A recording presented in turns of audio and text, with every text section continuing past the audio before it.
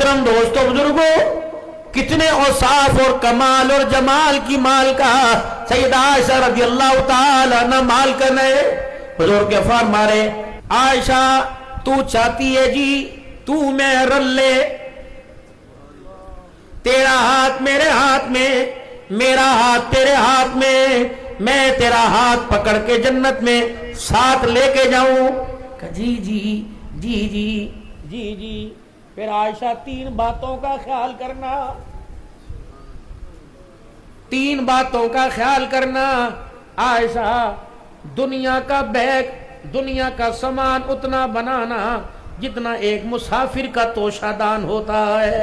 اے وی وی منیاں جہیز اچ، اللہ کی قسم چوری صاحب اگر جہیز سے گھر بستے تو 10 ٹرالیوں پر داج لے جانے والی طلاق کا کاغذ کیوں لے کے گھر آتی؟ رب اکبر کی قسم ہے، او ویرو، او چٹی کالی داڑھی والو، جہیز سے گھر نہیں بسا کرتے، کردار سے بسا کرتے ہیں۔ بد نصیبی زمینیں بیچ کر، بینکوں میں 2 کلے رکھوا کر ہم نے بچیوں کو جہیز دیا، کردار دے نہ سکا، بیٹی آباد ہو کے نہیں اجڑ کے آ گئی، نہ ماں رہی نہ باپ رہا۔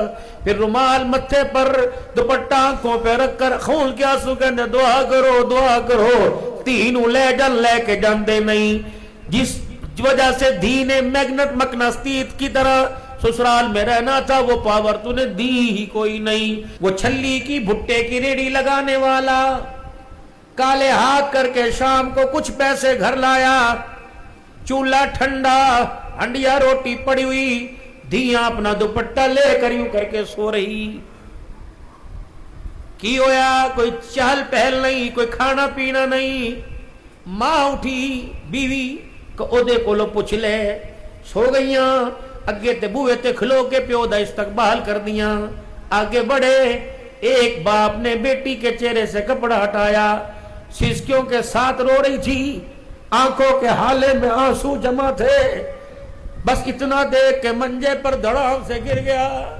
دھی کہنے لگی جواب مل گیا۔ کہاں جواب مل گیا؟ لگتا ہے آج بھی کسی ڈیرے میں کسی امیر کی بیٹی کا جہیز دے کے آئی ہے۔ دو، سارا جہان دو، لیکن مسجدوں میں اعلان کر کے نہ دکھاؤ۔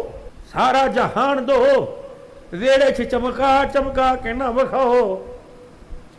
ایک مسکین کی، ایک یتیم کی، ایک غریب کی آنکھ چھلک پڑی، اگر ملا اسے نہیں تو ورتنے تجھے بھی کوئی نہیں دے گا۔ ہم نے تو اس نبی کا کلمہ پڑھا جو لوگوں کو رلانے نہیں بلکہ آنسوؤں کو صاف کرنے کے لیے آیا ہے۔